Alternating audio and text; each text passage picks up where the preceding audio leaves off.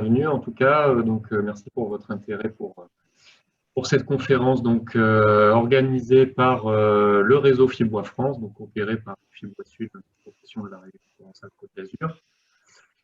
Et donc pour vous dire que les interprofessions, donc, ce sont des associations qui œuvrent au développement économique de la filière forêt-bois et donc qui rassemblent tous les acteurs de cette filière, de l'amont jusqu'à l'aval, des propriétaires forestiers jusqu'aux utilisateurs de bois, en passant par les transformateurs. Et donc, nous avons sur le territoire national une action en faveur du développement du bois construction.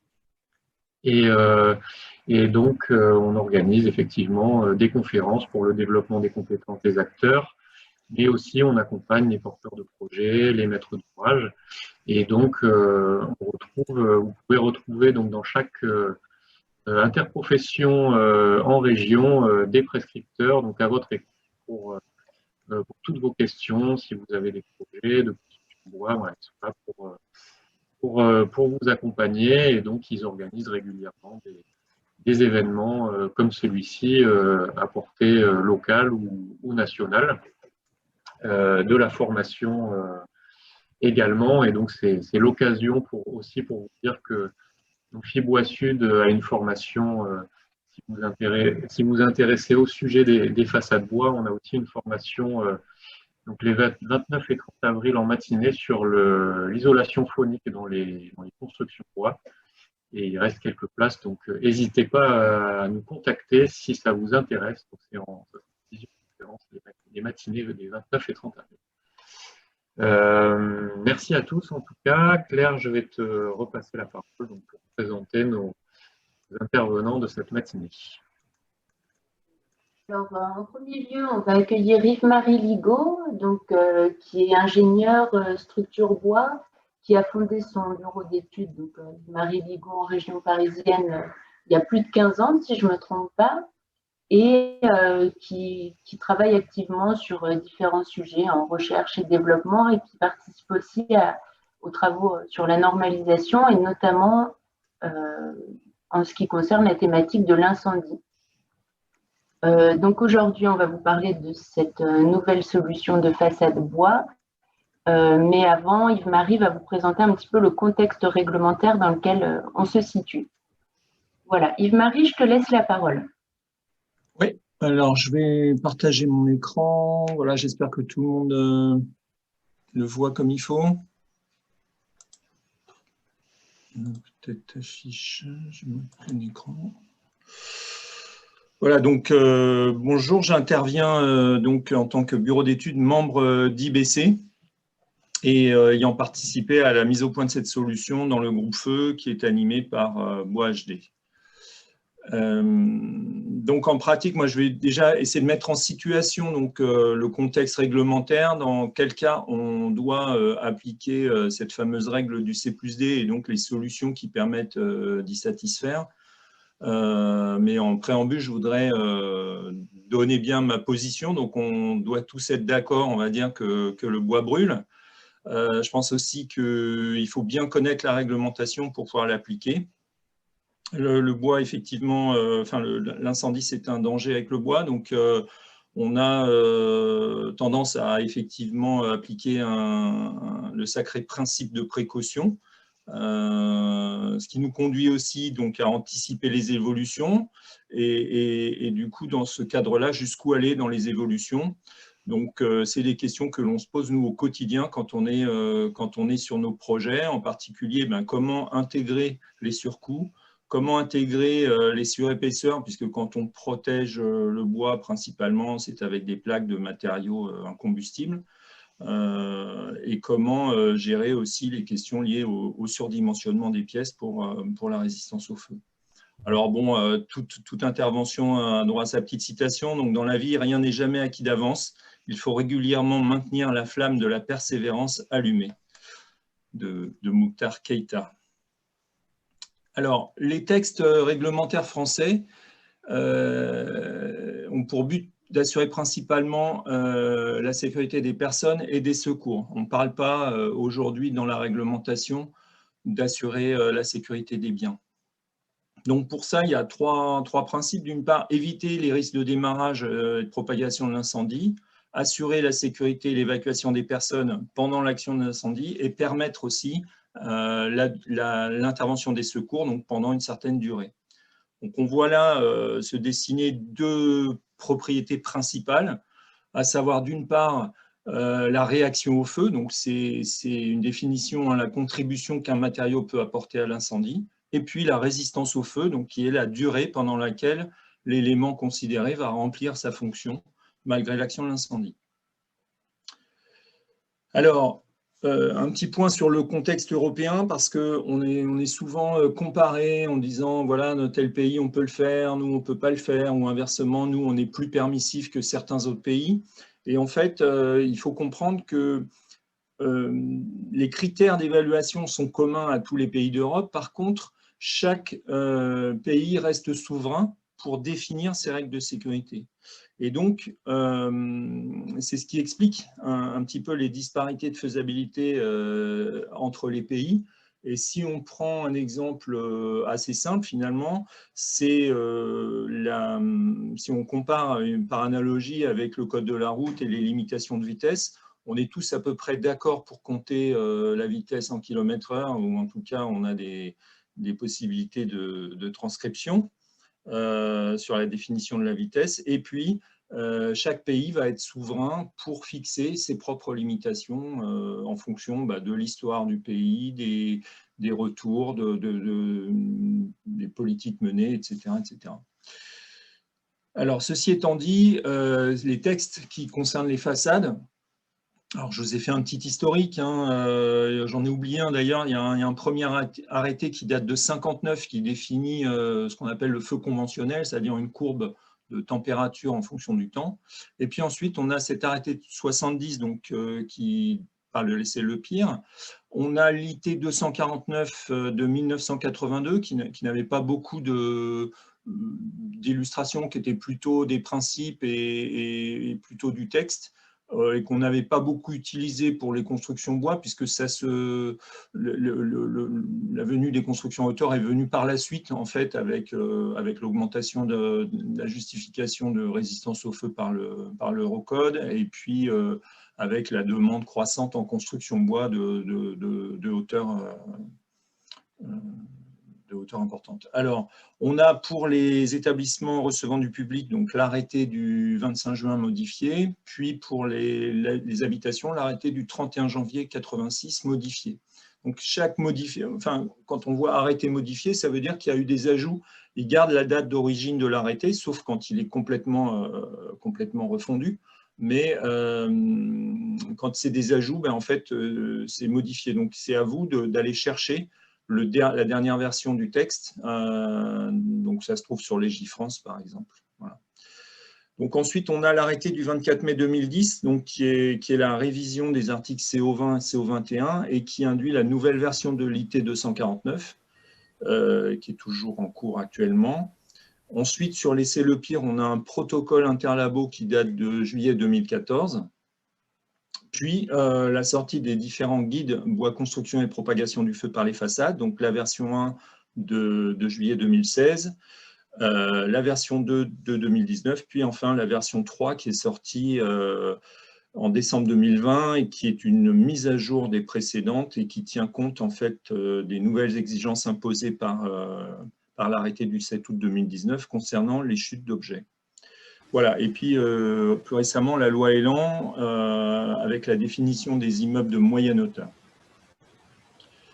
Donc, la réglementation française est fonction de la destination des ouvrages. Donc, et ce sont les ministères en charge qui les rédigent. Donc, en fait, on a plusieurs réglementations en fonction des activités dans l'établissement.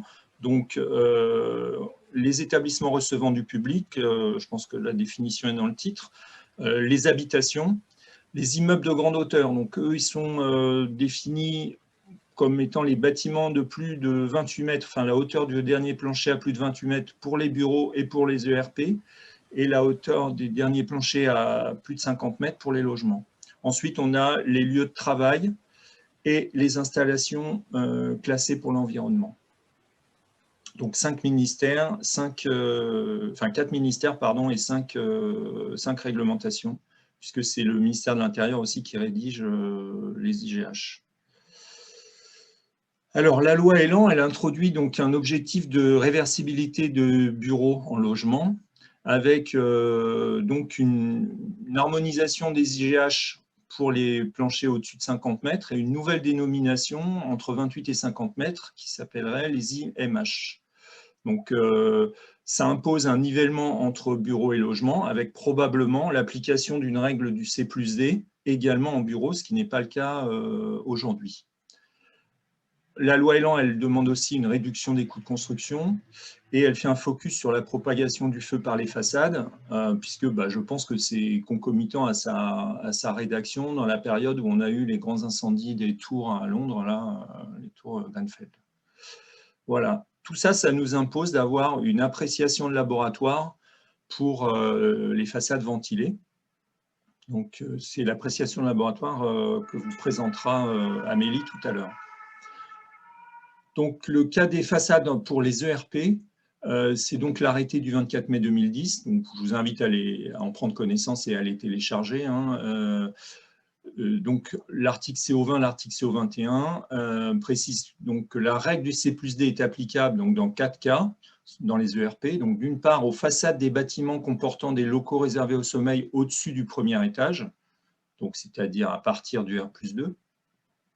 Aux façades des bâtiments dont le plancher bas du dernier niveau est à plus de 8 mètres du sol, donc c'est ce que j'appelais moi les grands ERP, c'est-à-dire des ERP dans lesquels on aura une structure résistante au feu 1 heure. Également aux parties de façade situées au droit des planchers hauts des locaux à risque important, donc par exemple une chaufferie est un local à risque important et vous aurez au droit de ces jonctions façade-plancher et pour le reste de la façade, la règle du C+D à appliquer.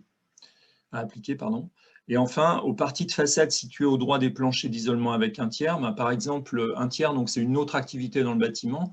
Donc, si vous pouvez avoir un commerce ou un cinéma ou un théâtre au rez-de-chaussée, et puis, pourquoi pas, des logements au-dessus ou des bureaux. C'est le cas, par exemple, du bâtiment B à Nantes, que vous connaissez certainement.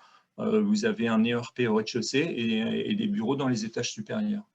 Donc ça impose d'appliquer la règle du C+D. Il y a également, je ne l'ai pas cité, mais le parking, par exemple, un parking avec des logements au-dessus, il y aura une règle de C+D dans les... Très bien, merci. Je te dérange pas? Écoute. Ensuite, donc, on a cette illustration avec, dans les ERP, une règle de valeur du C+D. Donc, le C, c'est la partie verticale, le D, c'est la partie horizontale. Ce n'est pas simplement des traits noirs sur un plan, ça veut dire que ça a des propriétés de résistance au feu pour remplir bien la fonction de l'ouvrage. Ce qu'on attend d'un C+D, c'est que ça résiste au feu. Donc, ce n'est pas simplement voilà, des cotes sur un plan. Ces propriétés, elles sont définies dans l'IT 249 avec un sens du feu et une durée de résistance. Donc, en fonction de la masse combustible mobilisable, alors le plus souvent, quand on est en façade bois, on est supérieur à 130 mégajoules par mètre carré, mais il faut le regarder au cas par cas. Et donc, les valeurs sont données de cette façon avec 1,30 m le plus souvent en ERP avec des façades. Donc, les solutions descriptives sont données dans l'IT 249, mais également dans le guide bois construction et propagation du feu par les façades, vous avez un certain nombre de solutions qui permettent de satisfaire à cette règle. Concernant les logements, donc la règle est applicable en logement de 3e famille A et 3e famille B. Donc, vous avez ici les schémas, je passe rapidement puisque la présentation sera à votre disposition. Et puis, également en 4e famille, on exige la règle du C+D également sur les façades. Et donc, sur la 4e famille, on a des difficultés à le faire avec des façades ventilées dès lors qu'on veut introduire du bois. Il y a une impossibilité pour l'instant. Il n'y a pas, à ma connaissance, de solutions et d'appréciation de laboratoire qui sont satisfaisants pour la 4e famille. Alors, en logement, les valeurs, ce serait trop simple, mais les valeurs sont différentes. Donc, en 3e A, le seuil est à 80 mégajoules par mètre carré, enfin la valeur de référence, et donc on est le plus souvent avec un C+D d'1 mètre 10. Et puis en 3e famille B, de nouveau, on retrouve un C+D d'1 mètre 30. Voilà, avec toujours les solutions pour satisfaire dans le même document guide propagation du feu par les façades. Donc l'arrêté du 7 août 2019 dit la chose suivante, c'est le plus récent hein, des textes qu'on ait reçus en réglementation, là, qui nous concernent. Donc, soit le système est A2, S2, D0 sans lambda, donc ça c'est la réaction au feu, c'est-à-dire ce que l'on appelait anciennement M0, hein, donc A2 ou pardon M1, donc A2, S2, D0 sans lambda. Donc ça ne nous concerne pas avec les façades bois, enfin de bardage bois en tout cas. Et si la façade est ventilée, eh bien, elle doit faire l'objet d'une appréciation de laboratoire. Et là, ça commence à nous concerner puisque c'est ce que Amélie va vous présenter tout à l'heure. En pratique, on utilise jusqu'à présent les solutions décrites dans le guide bois construction et propagation du feu par les façades. Alors, en 4e famille, on retrouve la même exigence, soit un combustible, donc A2, S2, D0 sans lambda. Et si la façade est ventilée, alors l'ensemble du système doit être A2, S2, D0 et faire l'objet d'une appréciation de laboratoire. Donc, ça écarte le bois de ces solutions. On pourrait imaginer des façades ventilées, par exemple, avec du bardage acier et puis des profils des écarteurs, on va dire, des profils oméga et ce genre de choses en acier également. Mais on n'est pas, nous, directement concernés en construction bois. Et un écran thermique est nécessaire pour un sous-système non A2. Alors, un petit focus aussi, puisque c'est une grande partie du marché quand même, c'est le cas des réhabilitations de façades. Donc, le cas des réhabilitations est fixé par la circulaire interministérielle du 13 décembre 82. Le principe, c'est de ne pas diminuer le niveau de sécurité de l'existant, et pour tout ce qui est rénové, de se calquer sur les exigences du même élément en construction neuve. Par contre, on n'est pas obligé de tout rénover, c'est-à-dire qu'on peut rénover un bâtiment, on peut rénover les façades d'un bâtiment, se rendre compte qu'on a des difficultés, par exemple, sur les cages d'escalier, et pour autant ne les laisser sans rénovation. Voilà. Donc ça, c'est la programmation des travaux qui fixe, enfin, on va dire, les éléments sur lesquels on va intervenir. Alors, le guide, on va en parler un petit peu, puisque c'est la solution de référence qui s'applique avant notre appréciation de laboratoire. Donc, le principe, c'est de rappeler donc, les éléments qui participent au C de la façade, donc la partie verticale, et les dispositions constructives qui permettent de satisfaire aux jonctions façade-plancher, puisque dans un scénario d'incendie, donc on a le feu qui prend à l'étage inférieur, qui ne doit pas passer à l'étage supérieur par le plancher, donc on a un plancher coupe-feu. Ensuite, la jonction façade-plancher doit être calfeutrée de telle manière que le feu ne s'infiltre pas non plus directement à l'étage supérieur. Ensuite, donc, le feu doit être contenu le plus longtemps possible dans le logement concerné. Et puis, donc, on a une exigence de résistance au feu de la façade, de ce qu'on appelle aussi l'imposte, hein, au-dessus de la menuiserie. Ensuite, le feu est sorti et donc on doit freiner sa propagation par la façade et on doit éviter qu'il rentre à l'étage supérieur. C'est ça le principe et c'est ce que l'on vérifie quand on fait un essai Le Pire. Donc le guide, bon, vous le connaissez certainement, en tout cas il est disponible et largement diffusé, donc il fixe un certain nombre de dispositions constructives, et vous voyez ici des dispositions de calfeutrement, donc tout à l'heure c'était les images plancher-béton, là on est sur l'image plancher-bois, des dispositifs de calfeutrement, des épaisseurs de bois que l'on doit respecter pour que la durée de résistance de l'ensemble soit suffisante. Un déflecteur qui est assez important. Hein. Dès qu'on est en bardage bois, on est sur des dimensions de 200-250 mm.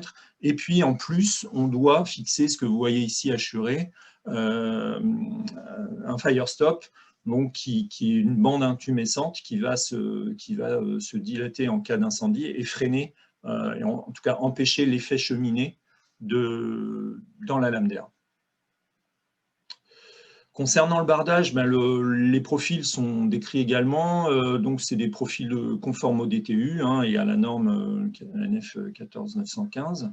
Donc, on parle, pour info, on a l'épaisseur nominale qui est l'épaisseur en maximum du bardage, on va dire, et puis l'épaisseur en fond d'élégie, qui est l'épaisseur minimale du bardage. Alors, les bardages qui sont acceptés dans le guide, c'est les contreplaqués. Des contreplaqués ignifugés, donc CS2D0 c'est l'équivalent M2, des contreplaqués aussi équivalent M1, enfin BS3D0, et ensuite des stratifiés ignifugés également du panneau bois-ciment. Il y a aussi une appréciation de laboratoire qui existe avec des bardages en terre cuite, pour info. Donc en pratique, voilà l'image de ce que ça donne, c'est-à-dire un recoupement qui n'est pas facile à exécuter parce qu'il a des goussets soudés, donc c'est forcément un profil post-laqué, donc c'est forcément un surcoût pour la construction qu'on envisage. Donc nous, ça nous a posé quelques problèmes de devoir, quand je dis nous, c'est les bureaux d'études, les architectes, la maîtrise d'œuvre, de devoir appliquer ça pour les nouveaux bâtiments qu'on avait en conception. C'était pas simple, parce que esthétiquement, ça passe pas inaperçu. Donc il y avait cette question de l'esthétique, il y avait la question du coût, puisque au coût de ce déflecteur un peu plus important que précédemment, on devait aussi ajouter le coût du firestop. Donc ça, c'était aussi quelque chose qui chiffrait rapidement. Un firestop, c'est 50 € par mètre linéaire à peu près. Donc rapporté à une hauteur de 3 mètres, ça fait du 15 €, 16 € du mètre carré. Donc ce budget-là, effectivement, on ne le met pas ailleurs. Et le recoupement mécano-soudé, c'est pareil, c'est de l'ordre de 100 € du mètre linéaire, là où une pièce pliée habituellement coûte une trentaine d'euros. Donc on avait un surcoût aussi important qui venait gréver le coût des façades. Je passe rapidement. Donc les exigences, ça c'est le tableau qui vous donne, donc en fonction de la réaction au feu du bardage, la profondeur du recoupement. Donc vous voyez qu'on arrive jusqu'à 250 mm, dans certains cas, 200 mm, dès qu'on est en bardage bois, c'est-à-dire DS2, D0, sans ignifugation. Donc les problématiques, j'en ai parlé un petit peu au fur et à mesure. L'armier est difficile à vendre. Où est-ce qu'on mesure le bâtiment? Est-ce qu'on le mesure à l'extérieur de la façade ou à l'extérieur des recoupements? Donc ça pose aussi des questions pour implanter les bâtiments sur des parcelles et probablement donc des réductions de surface utile à l'intérieur de ces bâtiments. Donc nous, notre objectif, très clairement, quand on a démarré le groupe, Amélie vous en parlera tout à l'heure, mais c'était vraiment de travailler sur ces deux paramètres, à la fois le profil de recoupement en limitant à 50 mm le débord, et puis éviter d'avoir un firestop. Voilà, j'en ai terminé de mon intervention et je passe donc la parole à Claire. Merci beaucoup. C'était très intéressant et je pense que c'était limpide parce qu'on n'a pas particulièrement de questions sur cette partie. Donc maintenant, on va passer la parole à Amélie Roux, qui est chargée innovation et développement chez Bois HD, qui est une plateforme régionale d'innovation qui est basée à Nantes. Et donc, c'est elle qui a piloté le groupe de travail Feu et elle va vous en dire plus tout de suite. Merci Claire. Est-ce que c'est bon pour ma présentation? C'est bon? Ça apparaît? Okay. Oui, très bien. Oui. Ok, merci. Donc effectivement, je vais vous présenter la solution apportée par le groupe Feu, et puis les possibilités d'utilisation aussi de cette solution, parce que c'est important de savoir comment pouvoir l'utiliser. Je fais juste un premier petit mot sur Bois HD, pour ceux qui ne connaîtraient pas Bois HD. Donc on est le centre d'ingénierie de l'École supérieure du bois à Nantes. On est 7 personnes chez Bois HD et on travaille avec les entreprises en prestation, donc sur 4 domaines d'expertise. Le premier, c'est la simulation numérique et la modélisation numérique. On va travailler sur des aspects mécaniques, thermiques et acoustiques en simulation. On va aussi pouvoir faire tout ce qui est test et essai en laboratoire. Donc on a plusieurs laboratoires d'essai, dont un laboratoire menuiserie, un laboratoire mécanique et une partie de laboratoire aussi vieillissement. Et puis on fait de l'accompagnement entreprise et ingénierie. Donc là, c'est entre autres ce qu'on a fait pour le groupe Feu, l'accompagnement de projets collaboratifs comme là. Et puis on propose de la formation continue. Voilà. Donc c'était juste très rapide. Donc ensuite, pour le groupe, je représente un tout petit peu le déroulé, le planning qu'il y a pu avoir sur le groupe. Donc en fait, ça a démarré en septembre 2017, donc près de 3 ans. Ça s'est écoulé sur 3 années, le groupe. Il y a une première partie qui a été assez importante chez les premiers mois, qui a été la mise en place du groupe, la recherche forcément des partenaires du groupe, puisqu'on est 14. Il a fallu trouver les 14 qui sont présents aujourd'hui, monter le budget et puis surtout rédiger la convention de partenariat qui fixait en fait les règles d'échange dans le groupe et de confidentialité. Donc c'était quand même une partie importante du groupe. Donc ça a pris plusieurs mois. Suite à ça, donc on a commencé à peu près au printemps 2018, donc la partie plus technique, disons, sur donc le partage des connaissances des entreprises, puisque chacun venait un peu avec ses connaissances, différents types d'entreprises en plus, donc c'était important de partager tout ça. Et donc de déterminer ensuite ce qu'on appelle les contraintes acceptables. Donc en fait, c'est les objectifs qu'on s'est fixés. Donc c'est ce que dit tout à l'heure Yves-Marie, il y en avait entre autres donc, le Firestop, mais je les détaille juste après, donc je ne m'étends pas trop dessus. Il y a eu donc la recherche de solutions en même temps, et puis cette recherche de solutions, c'est continué par un travail avec Effectis, donc, qui était le laboratoire Feu avec qui on a travaillé sur le projet, pour déterminer donc, les paramètres influents, c'est-à-dire en fait, les paramètres qui avaient une influence donc, sur la propagation du feu, et en plus déterminer leur influence, c'est-à-dire à quelle proportion ils étaient importants ou pas. Donc ça s'est fait par la simulation numérique fait par Effectis avec M. Schillinger, et par des essais moyenne échelle. Donc les essais moyenne échelle ont été faits sur le site de Belfast chez Effectis. C'est des essais de la norme ISO 13785, donc il y a une photo ici hein, qu'on voit ici. Pour simplifier un peu l'essai, c'est un gros essai SBI. Et donc l'objectif de cet essai en fait, était de récupérer des données d'information pour compléter la simulation et les modèles, et conforter les modèles numériques pour assurer, entre guillemets, les résultats de la simulation numérique. Donc ça s'est fait à peu près toute l'année, une bonne partie de l'année 2019. Et suite à ces résultats donc, de simulation, on a pu déterminer donc, une première solution qu'on a voulu tester donc, sur un essai d'orientation Le Pierre, qu'on a testé donc, en double configuration. Donc ça s'est fait en février 2020, cet essai d'orientation Le Pierre.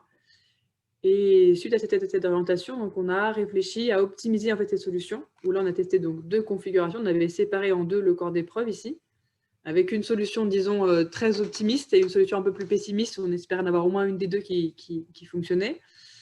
Au final, les 2 solutions voilà, ont passé entre guillemets le résultat et on a obtenu les 30 minutes pour ne pas avoir de propagation au R+2. Donc, on a réfléchi un petit peu à optimiser la solution pour gagner un petit peu sur des petits points de détail qu'on avait déjà vus avant, pour ensuite voilà, obtenir l'essai qualifiant en décembre 2020. Voilà pour le déroulé. Donc, je reviens effectivement donc, sur les objectifs du groupe et donc ces critères déterminants qu'on avait déterminés au début. Donc, comme disait tout à l'heure Yves-Marie, il y avait apparemment en première ligne de mire le recoupement, qui était un point de tous les membres du groupe étaient d'accord sur le principe que l'objectif était de vraiment diminuer absolument ce recoupement, avec un objectif de débord maximum de 50 mm. C'était l'objectif qu'on s'était fixé. Supprimer l'obturateur de lame d'air, donc ce Firestop dont évoquait tout à l'heure Yves-Marie, Et puis quelques objectifs supplémentaires qui étaient un support évidemment sur ossature bois et CLT, qui nous paraissait indispensable, mais c'était bien de leur préciser, je pense. Travailler sur un bardage bois Euro classe D, donc qui permettait vraiment un usage au maximum du bardage bois massif, le plus large possible, et avec aussi un objectif derrière d'isolation de biosourcés si possible. Ça, c'était voilà, donc nos 5 objectifs qu'on s'était fixés à l'origine. Pour la solution apportée, donc effectivement, c'est une solution donc, de revêtement de façade bois ventilé, qui est composé donc, de supports d'alatage simple ou double, d'une isolation thermique, d'un parement en lame massif et de dispositifs de protection du feu. Donc en fait, après, je vais détailler un petit peu plus chaque élément là, pour voir ce que ça comprend et ce que ça autorise dans l'appréciation de laboratoire.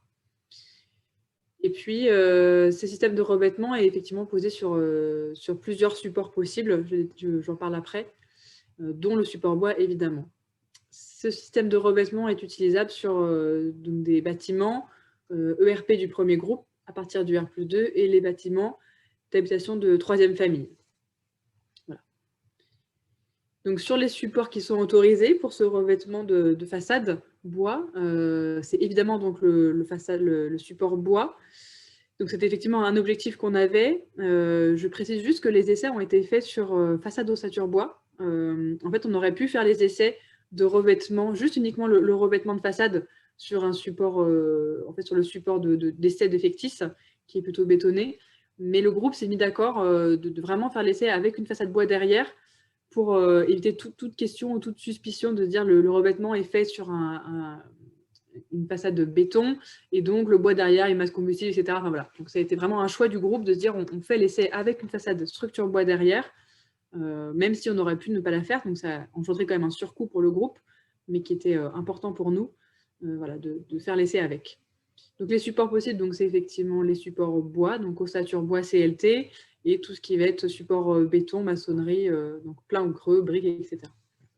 Les supports classiques, disons. Pour la partie bardage, donc c'est un bardage, ce qu'on dit tout à l'heure, bois, massif, évidemment, un Euroclass D, donc ça a été validé, donc l'Euroclass D est effectivement possible, avec un profil qui est conforme à la norme bardage, donc la NFEN 14915, avec une masse volumique de 400 kg, avec une tolérance de 4%. Et le choix a été fait sur un bardage d'épaisseur maximale de 26, c'est-à-dire qu'il faut au moins que l'épaisseur nominale soit supérieure ou égale à 26 mm. Ça a été un choix qui a été fait en fait, après les essais de Belfast, puisque ceux de Belfast, l'objectif était vraiment de déterminer l'influence de l'épaisseur du bardage. C'est-à-dire qu'on a testé à Belfast 2 profilés, donc tout à l'heure je l'ai montré donc, sur le planning. Il y avait deux corps d'épreuve qui étaient exactement identiques, et la seule différence était l'épaisseur du bardage. Un était en 18 et un était en 26. Et l'objectif était de voir l'influence de cette épaisseur sur la propagation du feu. Donc suite à ça, on a défini l'épaisseur nominale à minimum 26 mm. Voilà. Et 18 en fond d'élégie pour reprendre l'épaisseur minimale. Les types de bardage autorisés donc, sont tous les types de bardage en pose horizontale, verticale ou oblique qui répondent donc, au profil conforme à la NFEN 14915 tout à l'heure, avec les particularités d'épaisseur nominale et minimale. Et un autre point important qui a été soulevé par les fabricants du groupe, parce qu'en fait, il y a plusieurs fabricants donc, de bardage dans le groupe, et pas mal vendent de ce qu'on appelle du faux clairvoie, enfin, l'aspect type clairvoie. Sauf que ces bardages ont des particularités avec des effets cheminés assez importantes en pose verticale. Donc c'était une question importante. Et aujourd'hui, ça a été autorisé par le bureau Effectis dans ses calculs et par rapport à l'essai, de pouvoir poser ce type de bardage, donc faux clairvoie, en pose horizontale. Pour ce qui est ensuite donc, des dispositifs de non-propagation du feu qui ont été mis en place, il y en a 2, donc celui-là qui est le recoupement. Donc c'est ce qu'on voit ici effectivement là. Donc le recoupement se fait à tous les niveaux évidemment, comme à chaque fois. Et il est composé en fait, de 2 déflecteurs. Donc on les voit ici et ici, les 2 déflecteurs. Donc ces 2 déflecteurs qui sont en acier, épaisseur 15/10, avec on voit bien ici un débord donc, de 50 mm par rapport au nu extérieur du bardage. Et entre ces deux déflecteurs qui sont espacés de 450 mm, on vient en fait remplir à la place du bardage bois par un panneau A2 d'épaisseur 8 mm ou alors par une tôle métallique posée sur ossature métallique. Donc en fait, ce recoupement ici, il est de 450 mm. Donc la cote de 400, en fait, c'est parce que c'est le panneau qui fait 400, mais il y a bien 450 mm d'écart entre les deux déflecteurs. Et le deuxième dispositif de non-propagation du feu, c'est la protection en périphérie des baies. Donc tout type de baies sont autorisées, nature et dimension, avec une pose en applique ou en tunnel. Et en fait, le traitement des périphéries se fait par un habillage sur les 4 côtés, avec un encadrement acier, qui, pareil, va avoir un débord ici par rapport au nu extérieur du bardage de 50 mm. Donc 50 mm sur les 4 côtés, quoi. Donc on le voit ici, en haut, et puis sur forcément les côtés aussi de la menuiserie. Et puis un petit point donc, sur l'isolant biosourcé. Donc effectivement, aujourd'hui, cet objectif est aussi atteint. C'est-à-dire que c'est possible d'utiliser un isolant biosourcé sur la façade, la solution qu'on a développée. Pour les protections de façade, en fait, en ossature bois, il y a besoin d'avoir un écran thermique en extérieur de protection. Et en fait, cet écran thermique est possible en Weather Defense, puisque c'est la plaque de chez l'entreprise Signat qui a participé au projet. Et avec cette plaque, il est possible en fait, de mettre des isolants biosourcés, puisque eux ont obtenu une impression de laboratoire pour mettre des isolants biosourcés derrière. Donc après, voilà. Enfin, je pourrais laisser Martine en parler un peu plus, c'est plus son domaine. Mais en tout cas, c'est une possibilité qui est non négligeable sur la solution. Donc voilà ici la solution donc, avec le plan complet. Donc on voit effectivement ici le rez-de-chaussée, le premier niveau. Donc les supports ici sont en fait génériques, puisqu'on peut mettre tout type de support, donc tout à l'heure, béton, bois, briques, CLT, ossature bois. Et après derrière, donc on a les bardages ici, bois en fait en partie basse, en partie haute de menuiserie, et les recoupements qui interviennent avec donc les deux déflecteurs de 50 mm avec le débord de 50, et le panneau ici A2 qui est compris entre les deux déflecteurs au niveau du plancher. Donc on le voit ici sur la photo. Effectivement, ce déflecteur, les deux déflecteurs et le panneau A2 ici, à chaque niveau. Sachant que le panneau aujourd'hui, il fait 400 mm, donc 450 entre les deux déflecteurs, c'est un minimum. Il peut être supérieur si besoin pour des questions d'architecture, d'esthétique du bâtiment. C'est vraiment un minimum, 400 de hauteur de panneau. Voilà pour la partie donc la solution. Et pour pouvoir utiliser cette solution, effectivement, cette solution, donc, il a été dit que c'était plus ou moins réservé aux membres du groupe. Alors en fait, c'est plus ou moins vrai, c'est-à-dire que l'objectif du groupe, c'est que pour chaque projet de construction, on demande à ce qu'il y ait au moins un des acteurs qui participe au projet. Donc c'est-à-dire, en fait, j'ai quelques exemples concrets après, ça laisse quand même beaucoup de possibilités pour l'utiliser, puisque soit vous faites appel à un bureau d'études qui est adhérent de l'association IBC, puisque IBC fait partie du groupe. Donc, il suffit d'avoir un bureau d'études qui soit adhérent IBC pour avoir accès à cette solution. Vous pouvez aussi avoir l'entreprise qui est retenue, évidemment, qui fait partie du groupe, l'entreprise de construction, donc qui soit EMG, Techniwood, CMB, Mètre Cube ou Bouygues, ou alors qui fasse partie des membres historiques AFCOBOIS, qui a rejoint l'UICB, puisqu'en fait, AFCOBOIS, en 2017, donc, a participé au groupe. Après, AFCOBOIS a été en fait, repris par l'UICB, enfin, en tout cas, a rejoint l'UICB. Donc, tous les membres historiques d'AFCOBOIS ont accès à cette solution aussi. Donc, voilà, toutes ces entreprises-là qui, s'ils font partie du groupement de projets de construction, ont accès à la solution. Et dernière option aussi, c'est d'utiliser en fait des matériaux que vous pouvez acheter chez des industriels du groupe. Donc, ça peut être soit le bardage que vous achetez chez un des fabricants, donc Lignal, Protac, ISB, Pifto, Sival, POFP Bois, pour tous les citer. Ça peut être aussi l'écran thermique qui est acheté chez Signat, ça fonctionne aussi. Donc, acheter uniquement l'écran thermique chez Signat vous donne accès à la solution. Voilà. Et puis, Pifto faisant du CLT, vous pouvez acheter le CLT si le projet est en CLT chez Pifto. Ça fonctionne aussi. Donc, effectivement, ça laisse pas mal de possibilités pour accéder à l'impression de laboratoire. Dans la pratique, l'impression de laboratoire, chaque acteur du groupe la possède sur une version, disons, vierge, non signée, qui permet la prospection et la prescription. Donc, elle est disponible sans problème auprès de ces acteurs. Et en fait, au moment du projet, quand le bureau de contrôle demande la présence de laboratoire officiel signé dédié au chantier, l'acteur vient vers BoisHD, vers moi en l'occurrence, pour me demander le document officiel, et je lui remets à partir du moment où c'est un membre du groupe qui me la demande, voilà, sans problème. Donc ça se fait très, très simplement et très facilement dans ce cadre-là. J'ai juste remis donc, les 14 acteurs ici. Donc on a Signat Bouygues, Techniwood, EMG, le groupe ISB, Civalp, donc UICB qui est effectivement donc les membres historiques AFCO Bois ayant rejoint UICB, CMB, Maître Cube, Protac, FP Bois, Lignalp, IBC et Pifto.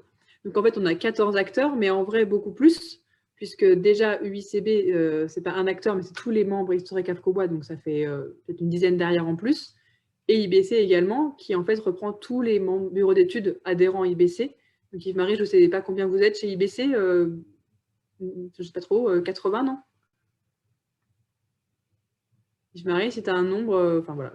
Oui, pardon, j'avais coupé mon micro. On est 60 membres IBC. Ouais. Voilà, 60. Donc ça fait effectivement 60 membres en plus des 13, plus les près 10 entreprises qui sont membres AFCO Bois. Donc en fait, ça fait quand même beaucoup de personnes qui peuvent travailler sur le projet et donner l'accès à cette application de laboratoire et à cette solution. Et pardon, je reprends la parole pour AFCO Bois. Historiquement, c'est plutôt 90 entreprises AFCO Bois, alors, qui ne font pas toutes du logement collectif. Hein, il y a beaucoup de constructeurs de maisons individuelles, mais c'est plutôt 90. Donc après, les 10 que tu as évoqués, c'est plus les grosses entreprises membres d'AFCO Bois qui font du logement collectif. Mais voilà. Oui, parce qu'effectivement, les autres qui font de la maison, je pense qu'elles n'auront pas forcément voilà, c'est ça. Une solution, mais oui. Effectivement. Merci. Donc voilà, merci. Voilà pour moi, pour ma partie. Merci beaucoup, Amélie. C'était très intéressant. On a une question de Thomas qui demande un peu des précisions concernant l'assemblage. Donc, pour l'habillage des baies en tôle acier 15/10, comment les parties latérales et horizontales doivent être assemblées? Y a-t-il des procédures spécifiques d'assemblage? Étanchéité spécifique, résistance au feu, etc. Je vais laisser Yves-Marie tester tes plans. Je peux diffuser les plans si tu veux, Yves-Marie, en plus grand. Oui, alors oui, tu peux éventuellement mettre à l'écran le carnet de solutions, mais il y a une quinzaine de détails dans l'appréciation de laboratoire, dû aux différentes configurations, puisqu'à chaque fois on multiplie, disons, les détails pour bien définir les choses. La règle du jeu, c'est des recouvrements, donc c'est-à-dire comme c'est figuré en bas entre la pièce d'appui et les habillages tableaux. Et c'est la même chose en haut pour les habillages de voussure, c'est du recouvrement. En fait, si c'est étanche à l'eau, par le biais des recouvrements et par le biais de l'épaisseur, ce sera aussi efficace vis-à-vis du feu. On a une double, ce qui n'a pas été peut-être précisé, c'est que là, techniquement, on a une double pièce. On a à la fois un larmier en partie haute de la menuiserie, là au niveau des voussures. Donc, on a à la fois un larmier et l'encadrement de baie. Donc, on a une double épaisseur à cet endroit-là. Mais l'épaisseur nominale de l'encadrement de baie, c'est bien 15/10. Alors, si tu peux mettre peut-être la solution ossature bois. Voilà. Plancher, peu importe. Bon, là, on est avec une solution plancher mixte bois-béton. Ça change pas grand-chose. Mais voilà, enfin. Très bien, merci. On a encore quelques questions. Une question de Laurent.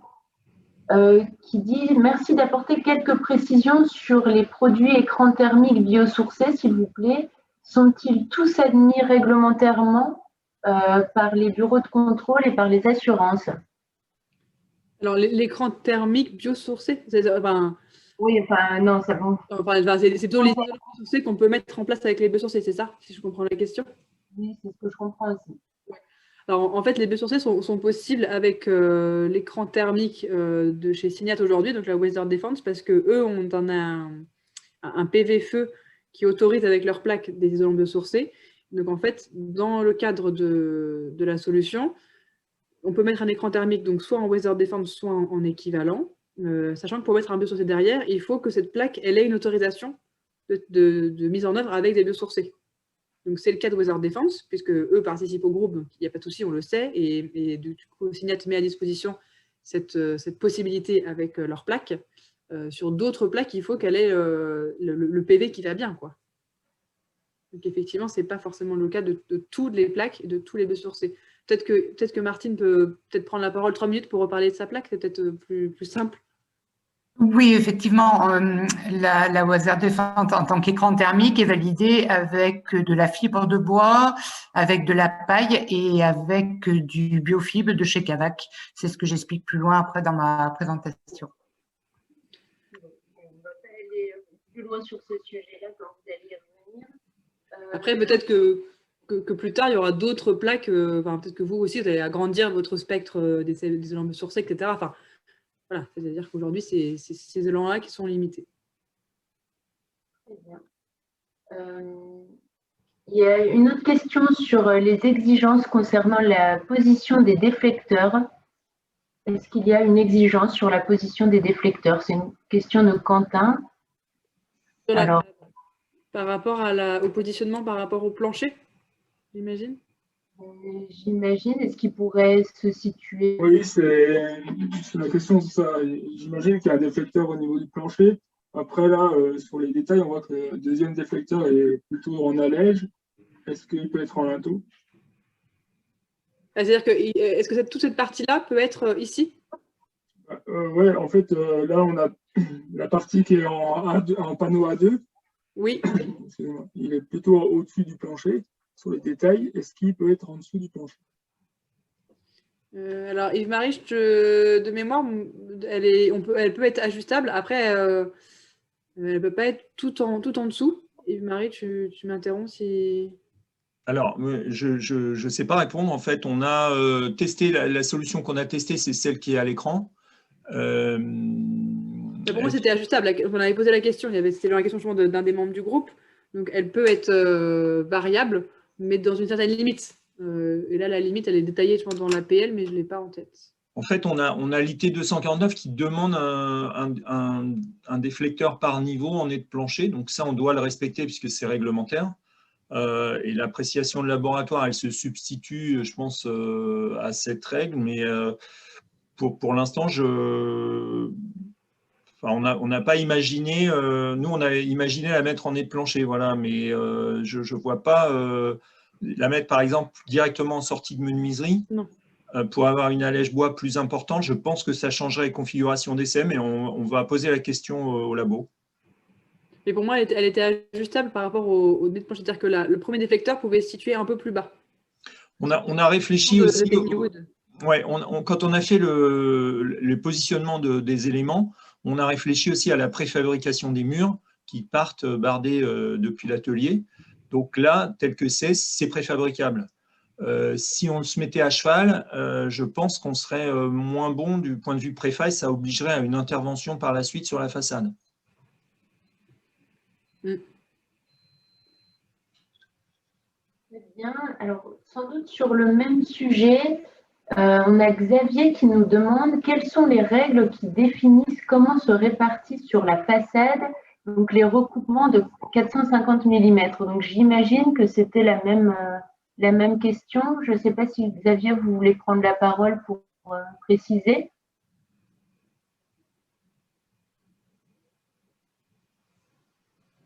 Bon. Oui, je pense que c'était vraiment la même question parce qu'effectivement, et en fait, il est sur toute la longueur, comme on a pu le voir sur la photo. Hein. D'accord, il dit bien que c'est la même question, mais que son micro ne fonctionne pas. Ok, ça marche. Parfait. Est-ce qu'on peut prendre encore une ou deux questions avant de passer à la présentation de Martine? Oui, pas de souci. Donc, je vois une question de Thomas qui demande un joint spécifique est-il nécessaire entre l'habillage, tableau ou sur-appui? Je vais répondre non, c'est le recouvrement, il n'y a pas de joint spécifique à cet endroit-là de demander. Non.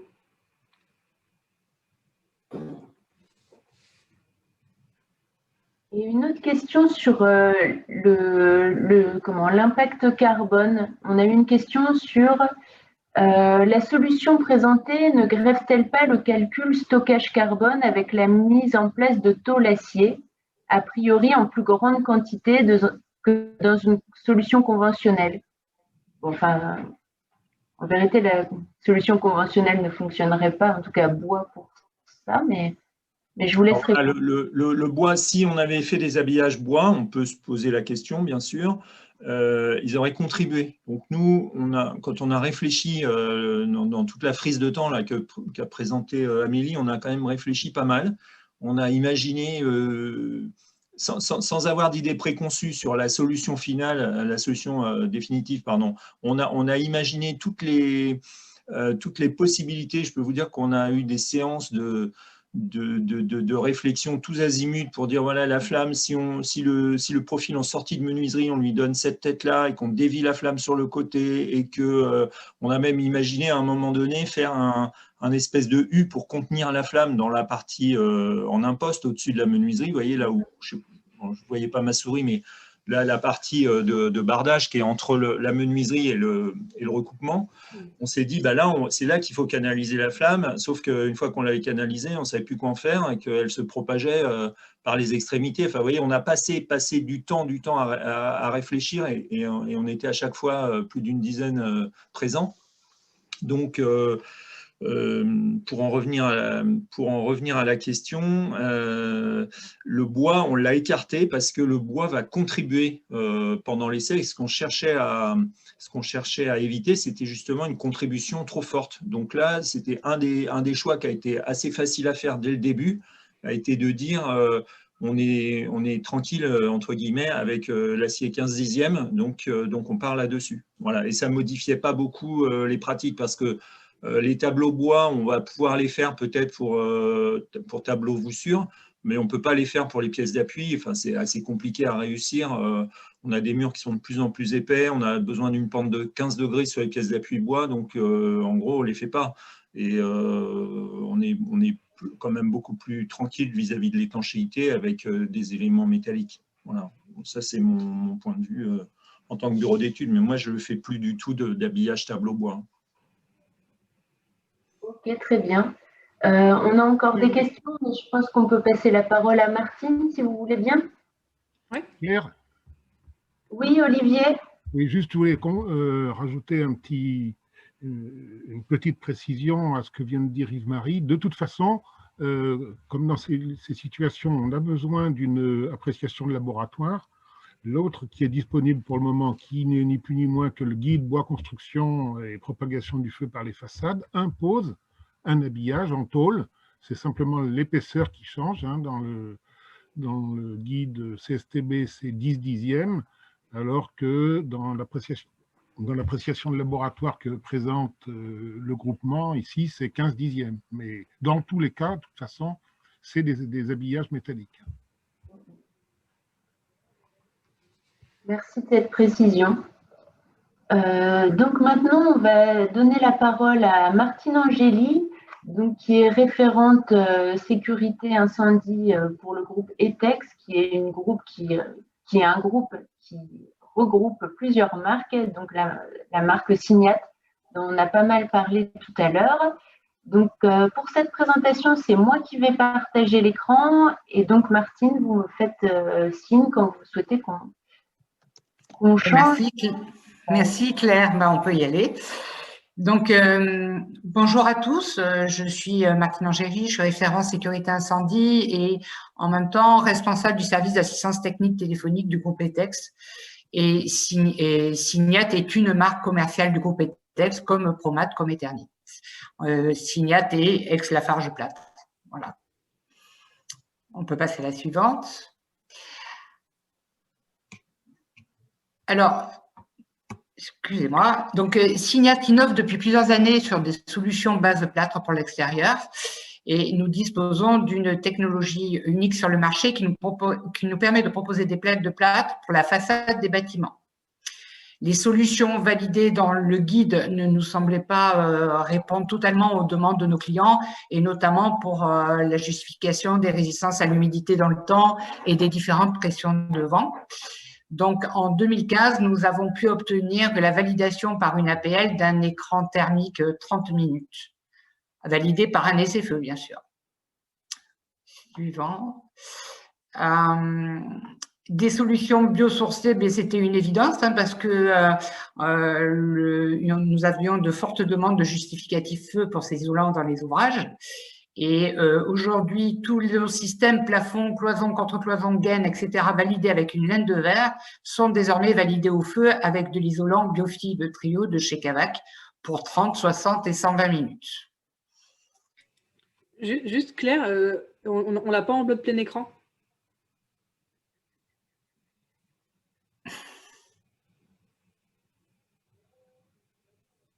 Ah voilà, impeccable. Claire, on ne t'entend plus, tu as enlevé ton micro. Oui, effectivement, mais ça y est, je ne partageais pas le bon écran. Vous avez bien fait de m'arrêter. C'est pas grave. Donc, image suivante. Dans les solutions biosourcées, on a aussi pu faire des essais avec de la paille ou de la fibre de bois. Et donc, les températures mesurées au dos de la plaque ont permis la validation des différentes structures, telles que des poutres en I, des poteaux bois et des lamellés collés. En 2017, Signat intègre le groupe Feu. Ça a été un grand moment, un enrichissement humain, une découverte de savoir et d'expérience qui m'ont permis d'apprendre en avançant tout au long de ce projet. Ça a été un travail collectif payant. Et notre plaque validée dans plusieurs configurations a permis au groupe de ne pas se préoccuper du feu horizontal, mais de se focaliser sur la problématique verticale.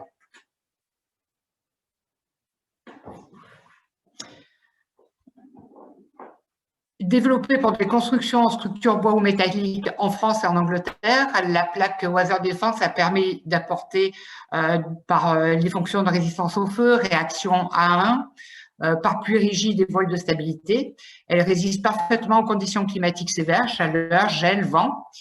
Et nous sommes leaders en Angleterre sur l'ossature métallique avec ce produit pour ce type d'application et en fort développement sur la France. Voilà. Une seule plaque à l'intérieur pour répondre à l'exigence EI 60 du mur intérieur-extérieur.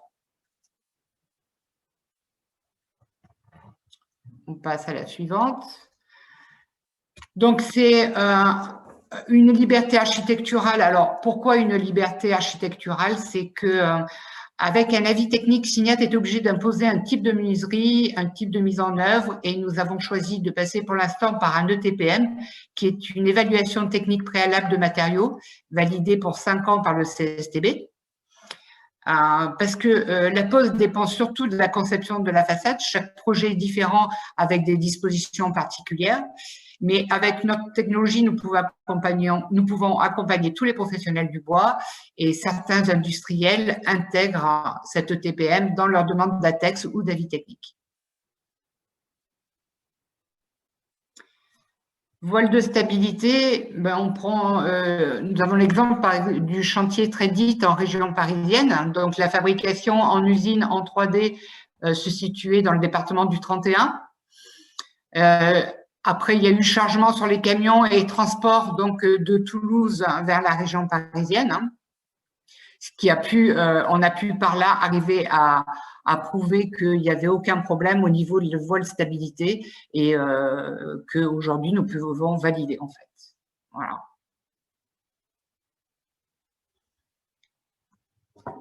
Merci de votre attention. Si vous avez des questions, n'hésitez pas. Je vous ai mis une petite flamme très sereine. Face au feu de façade. Voilà, un petit clin d'œil.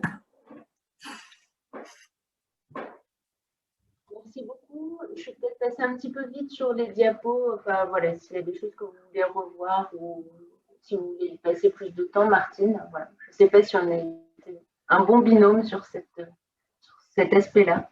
Si? Bon, a priori, oui.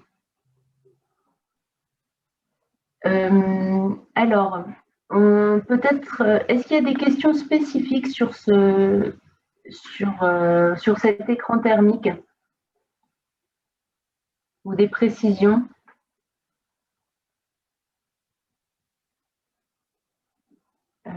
Alors, on a une question de Rob qui demande, alors voilà, peut-on enduire cette plaque Weather Defense? Quelle finition est envisageable? Non, parce qu'elle fait partie, elle est un des constituants du mur, mais c'est pas un revêtement de façade, c'est un écran thermique. Donc après, devant, vous avez une façade ventilée, donc avec un revêtement bois mais pas, on se sert pas de la plaque Weather Defense écran thermique en revêtement de façade. Alice Bernard nous demande quelle est la valeur mue du panneau. Oh mince, je l'ai oublié. Mais nous l'avons et je peux vous le transmettre, il n'y a pas de souci.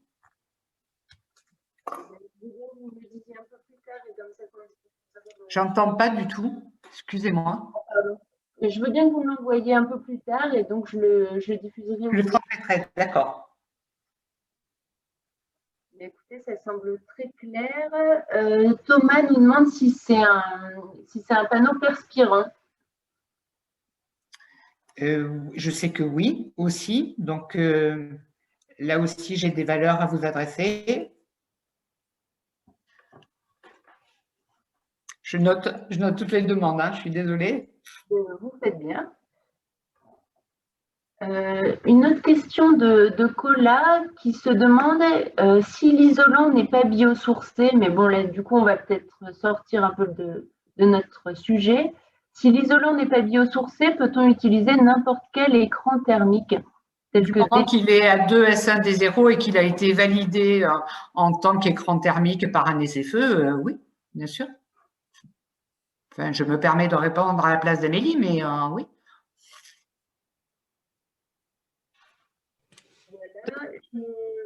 Pardon, Amélie. Non, c'est ça, c'était tout à fait ce qu'a dit Martine. Et effectivement, c'est soit la plaque de chez Signat, donc Weather Defense, ou un équivalent qui répond donc, aux critères qu'a cité Martine. Moi, j'avais peut-être une question sur le coût. Alors, je ne sais pas si vous avez fait une étude là-dessus, mais en préambule, Yves-Marie nous indiquait que la solution préconisée dans le guide feu était peut-être un petit peu onéreuse. Donc, est-ce que vous avez des comparatifs à nous indiquer ou des choses, voilà, des éléments financiers?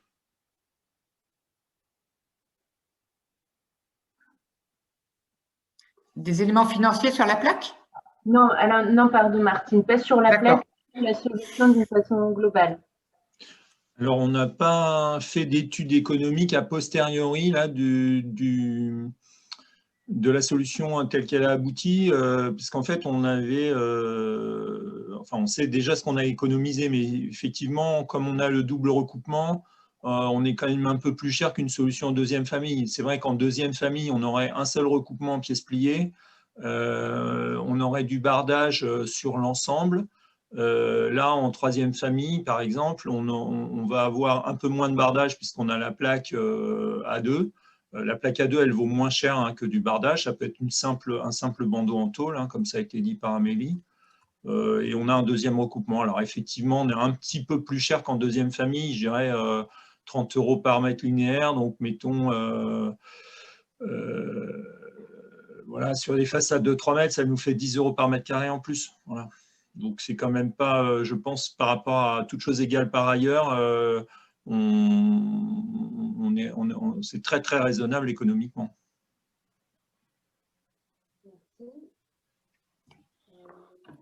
Voilà, je vois qu'on a des réponses. Ah ben, Olivier Gaujard qui nous répond concernant la valeur mue de la plaque Weather Defense qui est de 10 et la valeur SD est de 0,20 m.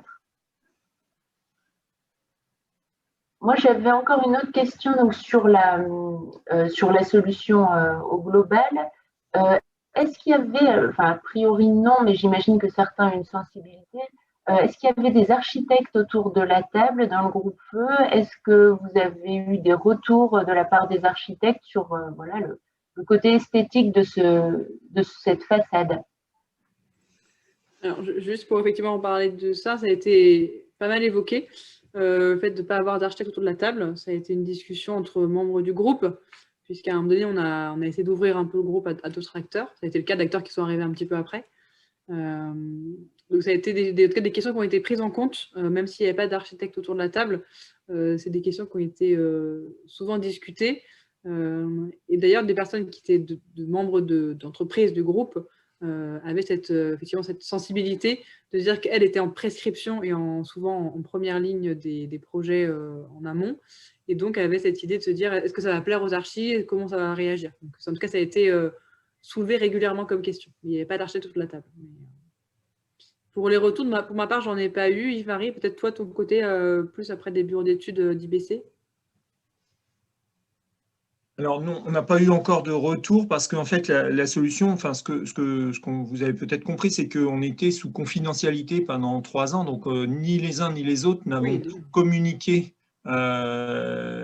sur la solution.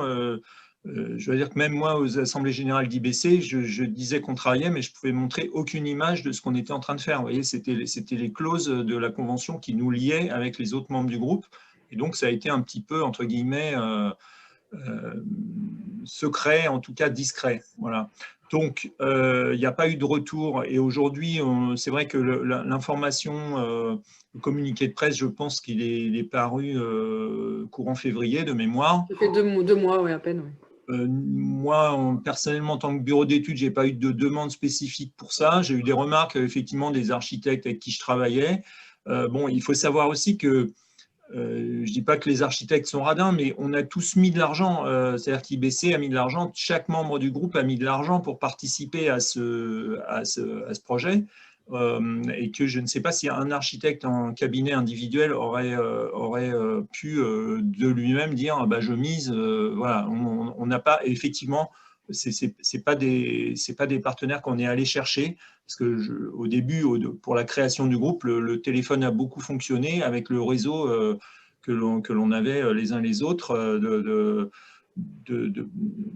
réseau de filière bois, quoi. Voilà. Et on n'a pas forcément, effectivement, c'est peut-être un tort, on n'a pas forcément appelé les archis. Ceci dit, il reste quand même des marges de manœuvre pour eux pour s'approprier la solution. Hein.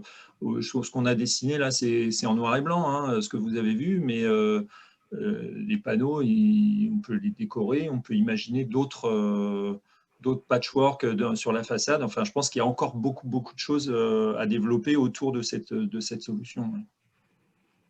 C'est ce que j'allais dire, c'est déjà une solution qui vient en complément par rapport à celle préconisée par le guide du CSTB. Et d'ailleurs, voilà, on peut utiliser d'autres couleurs pour ce panneau, etc. Enfin, il y a vraiment plus de possibilités qu'il n'en existait jusque-là. Donc, c'est forcément une avancée. Deux questions qui sont finalement la même question. Qu'en est-il des bureaux de contrôle? Voilà, est-ce que vous les avez contactés pour qu'ils entrent dans le groupe Feu ou c'était pas ou ça vous intéressait pas? Enfin, les bureaux de contrôle, en fait, eux, à partir du moment où vous êtes réglementaire et que vous avez votre institution de laboratoire, dans tous les cas, de toute façon, il n'y a pas de souci, en fait, à partir du moment où vous êtes dans ce cadre-là. Donc, c'est vrai que ça n'a pas été des entreprises, en tout cas des acteurs qu'on a soulevés quand on a cherché des entreprises. Honnêtement, on n'a pas forcément cherché à avoir des bureaux de contrôle. Alors, pas parce qu'on n'en voulait pas, mais parce que ça ne nous paraissait pas essentiel et que c'était plutôt une question d'entreprise filière bois à la base. Après, pourquoi pas, mais c'est vrai que ça n'a pas été soulevé. Non. Mais je vais donner mon avis là-dessus, c'est que les bureaux de contrôle n'interviennent pas en conception, ils s'interdisent de le faire. Pour la plupart d'entre eux, ce n'est pas dans leur fonction. Donc, nous, le valideur que l'on a, c'est Effectis. Hein, notre valideur, c'est Effectis, qui est un labo de résistance au feu et de réaction au feu agréé. Donc, on n'a pas eu, je dirais, recours au bureau de contrôle dans le groupe pour cette raison-là. On va dire qu'on n'en avait pas besoin techniquement, entre guillemets, sur des aspects techniques, quoi. C'est ça. Effectif qui donne son impression de laboratoire qui est reconnu, ce n'était pas nécessaire, en tout cas d'un point de vue réglementaire, quoi. Et, là, on a une question un petit peu plus généraliste sur le bois brûlé, les bardages en bois brûlé. Est-ce que vous pouvez nous dire quel avantage ça peut apporter en termes de résistance de la façade? Voilà, a priori, ça fonctionnerait. Enfin bon, voilà, je vous laisse répondre. Après, les avantages, je ne les connais pas spécialement. C'est Yves Marie s'il les connaît mieux que moi. En tout cas, moi, je suis sec sur le sujet. Je pense qu'il n'y aurait pas de souci d'utiliser du bois brûlé dès lors qu'il a son Euroclass DS2, D0. Je ne sais pas si c'est le cas, à ma connaissance, je n'ai pas vu d'essai, moi, de réaction au feu sur des bois brûlés, mais ce n'est pas un sujet sur lequel je me suis penché. Oui, à partir du moment où il répond effectivement aux critères qu'on a évoqués tout à l'heure, donc l'Euroclass D, la masse volumique et les types de profils nécessaires et l'épaisseur, il pourra utiliser du bois brûlé. Après, l'avantage par rapport à d'autres bois massifs classiques, je ne connais pas assez en bois brûlé pour pouvoir répondre.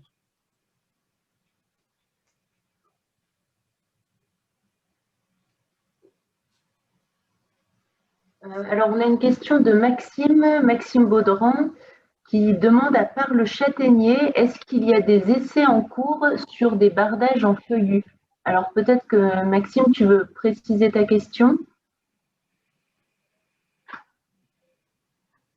Vous voulez que je le dise directement? Vous m'entendez là? Oui, on t'entend. Oui. Oui, bonjour à tous. Alors, c'est un petit peu un sujet à part du sujet d'aujourd'hui, désolé, mais j'en profite. Parce que j'ai eu le cas, en fait, sur un projet où, en fait, il y avait une prescription sur des essences feuillues. J'ai eu connaissance, par le biais d'un membre IBC, justement, qu'il y avait des essais en cours sur un bardage en châtaignier pour justement obtenir l'Euroclass. Et en fait, je me suis rendu compte qu'effectivement, à part les principaux résineux qu'on connaît, les feuillus étaient vraiment à la traîne sur les Euroclass et que c'était très pénalisant au niveau de la réaction au feu. Et a priori, le châtaignier aurait un classement au feu plutôt bon, équivalent à un mélèze.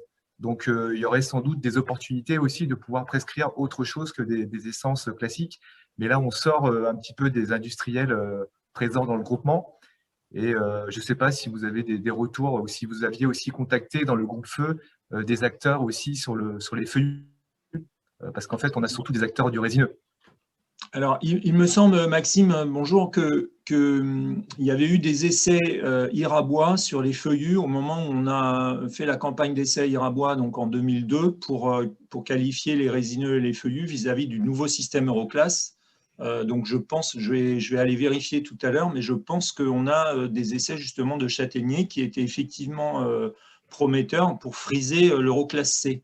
Mais là, dans le cadre de nos solutions façades, on a voulu conserver une solution de base avec de l'Euroclass D. Donc, je dirais, ça ne vient pas compléter la solution, ça n'apporterait pas grand-chose, quoi. Du coup, je pense que si on avait un bardage, c'est quelqu'un qui obtient un bardage avec une Euroclass C, pourrait utiliser du coup avantageusement les solutions du guide bois parce que les solutions de recoupement sont beaucoup moins contraignantes.